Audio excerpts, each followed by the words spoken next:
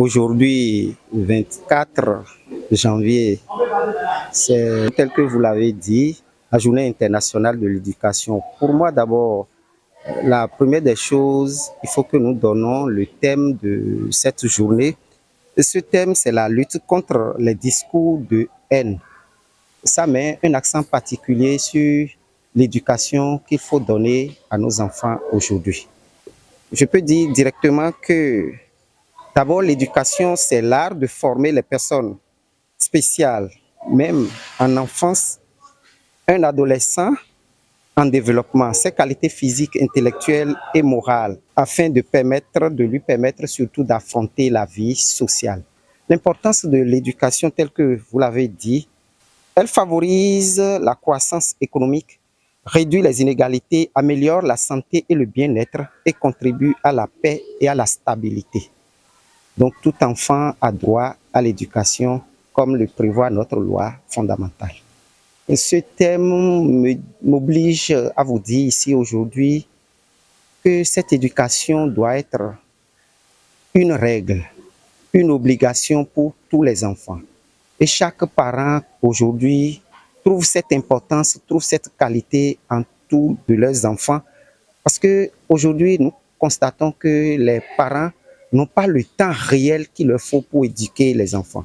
Raison pour laquelle ils les envoient dans les centres de formation.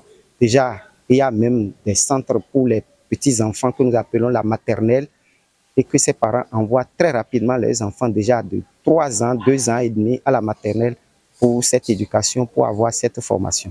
Mais les parents aussi à la maison ont un intérêt à donner une éducation formelle à leurs enfants.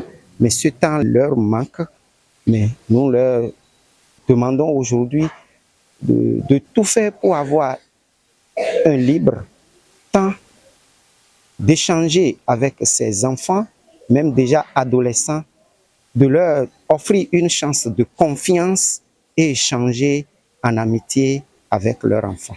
En tant qu'éducateur, c'est tout à fait normal. Il y a certains enfants qui viennent déjà dans les écoles, surtout au primaire, avec certaines qualités morales douteuses. Je prends un exemple d'un enfant qui est déjà récalcitrant depuis la maison et je donne directement un exemple d'un enfant voleur. Ça, là, moi, dans mon école, il y en a toujours qui font des astuces pour prendre des objets de leurs camarades. Et quand on voit ça, ça nous énerve. On est obligé de leur donner une autre éducation, de leur donner quelques cours pour les corriger. Donc cette haine se retrouve chez nous tous en tant qu'éducateurs. Mais on doit éviter surtout ça là parce que ça décourage régulièrement ces enfants. Quand on vous appelle un enfant voleur, il est déjà découragé. Ou bien un enfant fainéant, un enfant qui ne travaille pas et vous l'appelez régulièrement paresseux, il se retrouve dans ce cas et des fois il se retire même de l'école pour dire qu'une fois qu'on me donne ce nom là-bas, là, je n'y vais plus à ce lieu d'éducation. Donc nous devons à tout prix éviter cette haine-là.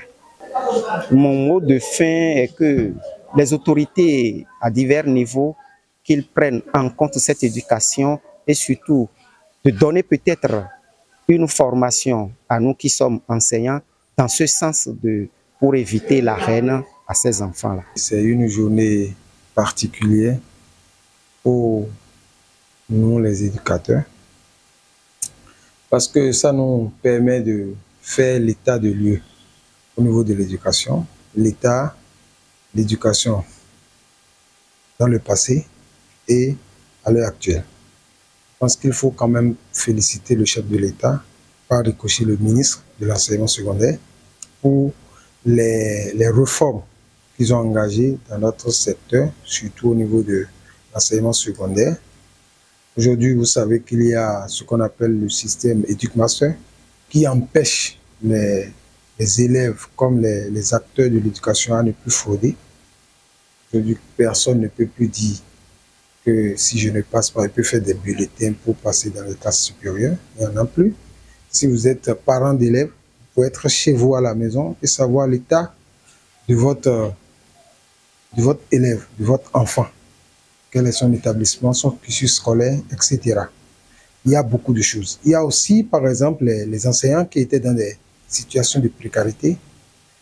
qu'on appelle aujourd'hui les AME, qui aujourd'hui l'État les a récupérés. Ils sont bien traités, ils ont un salaire fixe. Je veux aussi profiter de l'occasion pour demander aux enseignants d'être à l'écoute des élèves parce qu'ils ne vivent pas les mêmes situations. Il y a des enfants qui, si vous voyez leur situation à la maison, ça peut entraîner ou bien ça peut les amener à avoir certaines réactions dans les classes.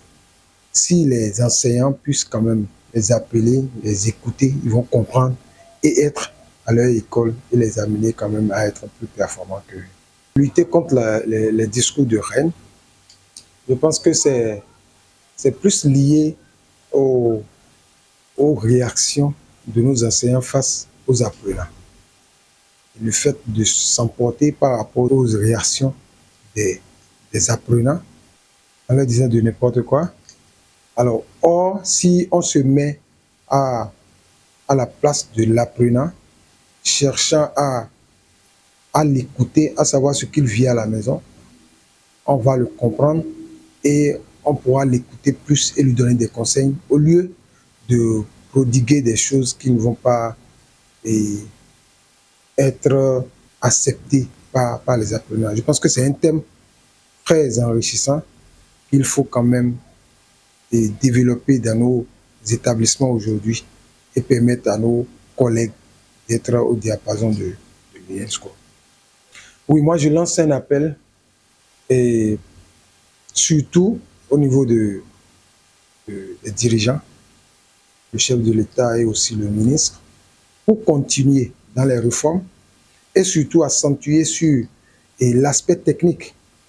Parce qu'il faudrait aujourd'hui, comme le président l'a lancé, et de mettre l'accent plus sur l'enseignement technique et permettre à nos apprenants d'être orientés vers les enseignements techniques, la menuiserie, la plomberie, l'électricité, pour que dès l'obtention du baccalauréat, on puisse avoir les mains-d'œuvre qui vont immédiatement travailler au lieu de prendre le long chemin de l'enseignement général.